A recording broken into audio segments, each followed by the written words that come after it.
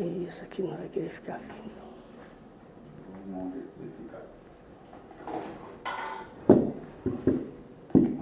Isso aqui ele se dá muito melhor. Aqui eu já iniciei a live. Posso? Então o pessoal vai começar agora mais uma live com uma palavra abençoada do nosso pastor. Bom dia, meus amados. A paz do Senhor Jesus Cristo. Aqui quem vos fala é o pastor Francisco Quezado, da Igreja Metodista Wesleyana aqui do bairro Kennedy, Rua 15, número 111, em Contagem, Minas Gerais, praticamente ao lado do shopping de Contagem. Nesta manhã eu quero levar até você uma palavra de Deus para o seu coração e peço a Deus que você seja ricamente abençoado em nome de Jesus.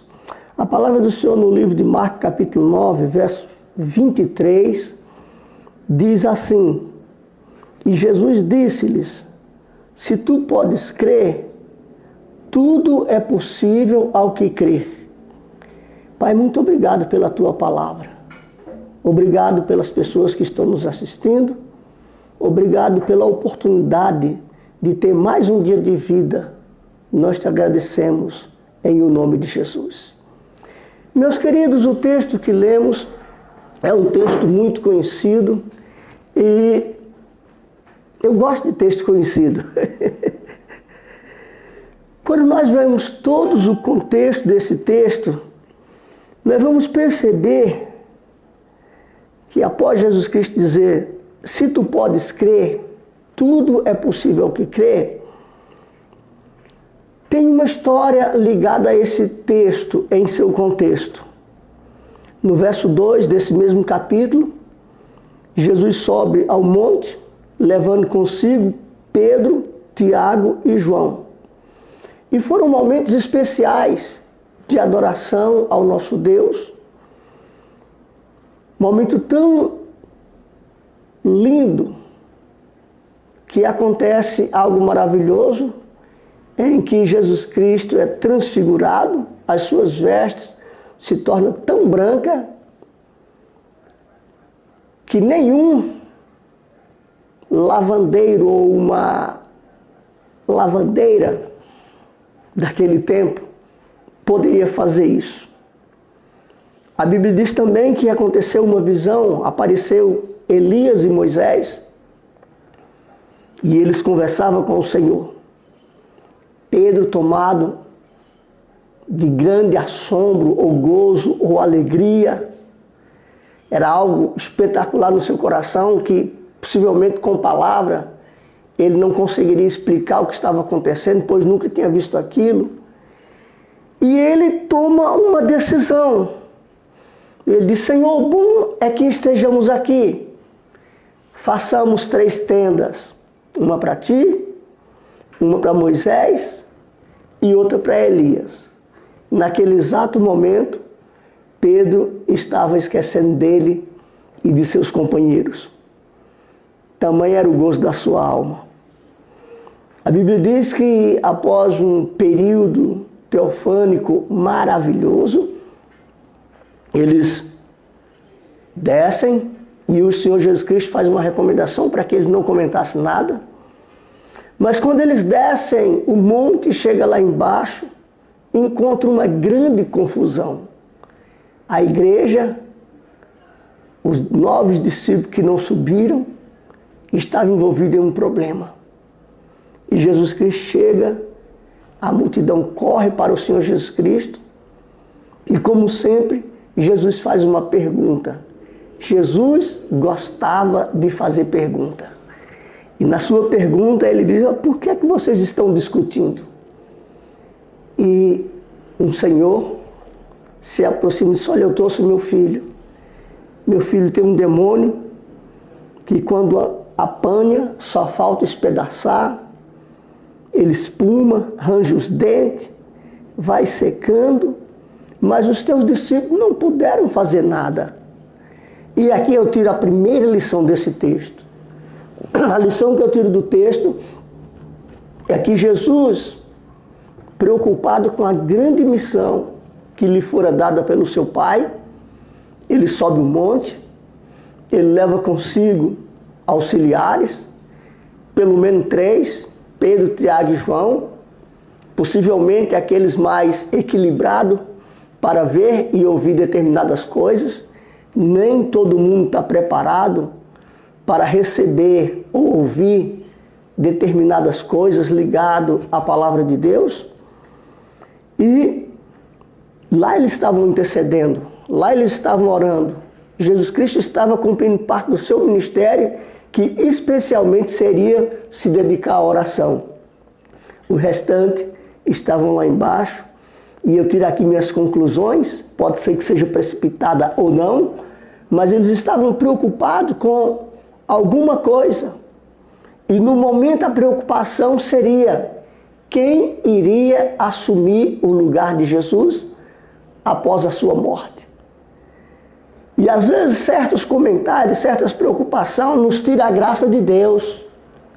Às vezes certas preocupações, certas discussões, certos conflitos, certos problemas nos roubam a paz. E ao termos a paz roubada, ao termos perdido a graça de Deus, consequentemente não temos autoridade sobre os demônios, não temos autoridade sobre os problemas, não temos autoridade sobre as dificuldades. Claro, tem alguns problemas que tem a permissão de Deus e só Ele pode resolver, mas na sua maioria a igreja do Senhor ela tem essa autoridade. O grande problema é que a maioria absoluta não estão ali preocupados com as almas, com as vidas, estão preocupados com o seu próprio umbigo, alimentar o seu próprio ego. E aquele pai disse: olha, o que é que o Senhor pode fazer por mim? E quando Jesus olha para aquele menino, ele começa a se retorcer, a cair pelo chão, o demônio pega de tal forma que parecia que aquele menino ia morrer. Mas Jesus não se impressiona com aquilo. Ele olha para o pai e faz uma pergunta, uma segunda pergunta. Há quanto tempo isso vem acontecendo? Jesus queria saber a história daquela família. Jesus queria saber por que aquela família sofria tanto. Jesus queria saber por que aquele pai aflito, angustiado, estava ali vendo seu filho sofrer e nada poder fazer. A família às vezes tem esses ataques. Eu estava aqui pensando comigo mesmo e lembrava de um mecanismo de defesa do ego conhecido como repressão. Freud diz que geralmente todas essas crises que temos, ou a maioria absoluta, diz respeito a um sentimento libidinal, e alguns afloram lá na primeira infância. Mas eu estava aqui pensando que muitas coisas que nós estamos vendo hoje, muitos conflitos, tem tudo a ver com esse mecanismo de defesa do ego chamado repressão. São aquelas crises que no dia a dia nós enfrentamos: medo, desejo, sentimento libidinoso, sentimento de vingança.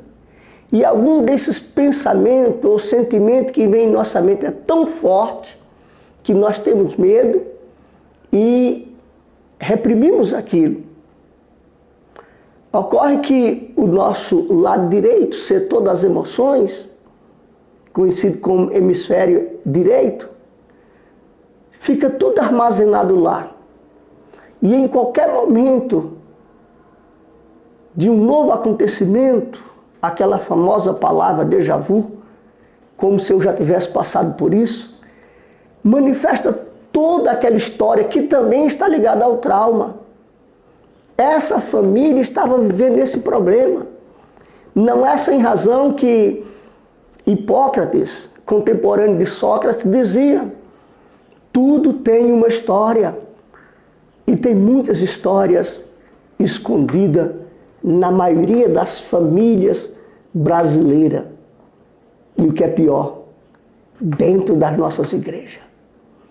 Pessoas que aparentam uma posição social, intelectual, financeira bem elevada, alegre, sorridente, mas os monstros, os fantasmas da sua mente, quando ele está sozinho, só falta devorar. Vem o medo, vem a crise, vem a preocupação, vem os ataques à família. Quantas famílias dentro dos seus lares vivem desesperadas, assustadas, apavoradas, porque alguém da família o reprime, o briga, xinga, desconta nos outros aquilo que está dentro dele, que ele reprimiu na sua mente. E aí faz sentido a pergunta do Senhor Jesus Cristo, quando ele diz: há quanto tempo isto vem acontecendo? E eu fico pensando naquele pai tentando reconstituir a sua história, buscando lá nos jardins da sua mente, nos cantos mais isolados da sua vida interna, e tentando uma reunião familiar para buscar a história, porque tudo tem uma história. O que aquela criança estava vivendo ali, aquele adolescente estava vivendo ali, fazia parte de uma história do passado.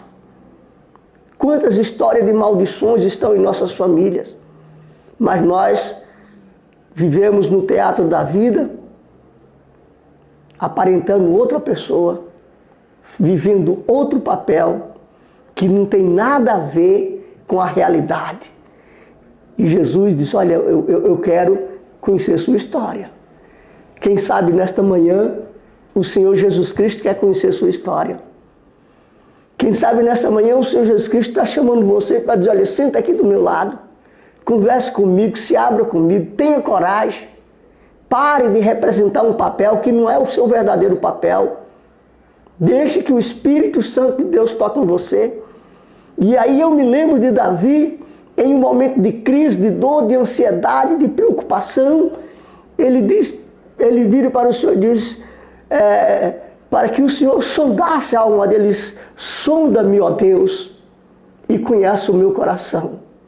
E humildemente eu quero dizer para você nessa manhã: deixe verdadeiramente Deus conhecer o seu coração.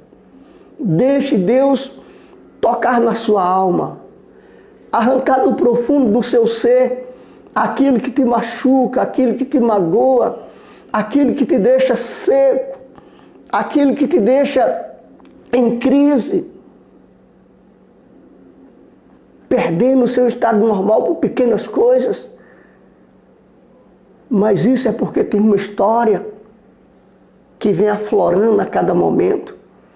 E Jesus disse: olha, eu quero saber desde quando tudo isso começou. E nesta manhã Jesus pergunta para você: quando tudo isso começou? E aquele homem pensa e diz: olha, desde a infância. Tem muito tempo que a nossa história mudou. Tem muito tempo que o nosso lar não é mais o mesmo. Tem muito tempo que não existe diálogo na nossa casa. Tem muito tempo que não sentamos na mesa para uma refeição abençoada. Tem muito tempo que não temos tido comunhão na família. Estamos somatizando tristeza, dores, angústia, malícia, maldade, disfarçamento, ou seja, estamos disfarçando. Não tem mais paz no nosso lar. Não tem mais comunhão. A família para nós tornou-se algo sem valor.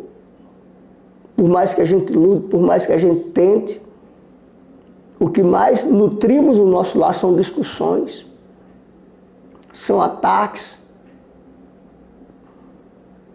Mas se o Senhor quiser, tem compaixão de nós e nos ajuda. Foi a fala daquele pai desesperado. Quem sabe nessa manhã, muitas coisas do teu lado estão ligadas a uma história que você nunca resolveu com o Senhor. Você nunca pediu perdão.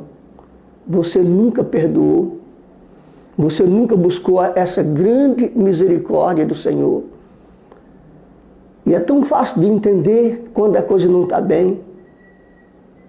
Porque a nossa mente ela é inteligente. O Espírito Santo de Deus nos toca e nós sabemos que estamos incomodados por alguma coisa. E se nós tivermos coragem de buscar a nossa história, nós vamos perceber que nós estamos vivendo no teatro da vida, da encenação. Mas Deus quer o real para a sua vida.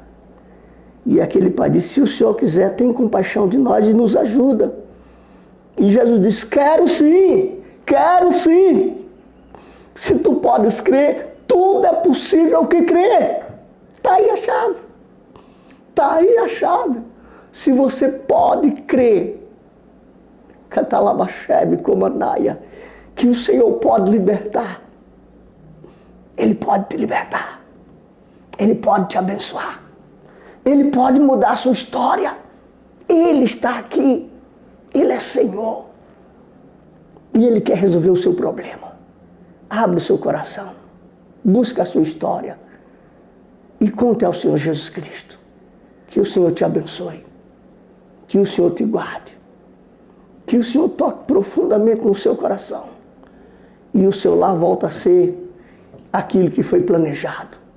Um lar que verdadeiramente vive o teatro da vida real na presença de um Deus todo-poderoso que pode livrar de todas as histórias desse mundo. Deus te abençoe e te guarde. Eu quero orar por você. Pai querido, esta foi a palavra que me deste essa semana. E eu espero, ó Deus, ardentemente no meu coração, que ela tenha falado no coração do teu povo. E que eles possam, ó Deus, guardar. E sentir que o Senhor pode libertar. E fazer, ó Deus, um concerto contigo. E com o próximo. E ter uma vida abençoada. Pai, nós colocamos em tuas mãos. E te agradecemos. Em o nome de Jesus. Meu querido, muito obrigado. É uma honra. É uma satisfação muito grande nesta manhã estar falando com você. E eu quero aproveitar o momento e mandar um abraço muito especial para uma pessoa muito especial lá em Bocaiúva, a nossa irmã Fia, ao Gil que está com ela, estão assistindo. Deus abençoe. Olha, muito breve vou tomar um cafezinho aí com vocês. Amo vocês. Aliás, eu amo Bocaiúva. Tanto é que estou construindo minha casa lá, para quando aposentar mudar para lá. Deus os abençoe, em nome de Jesus.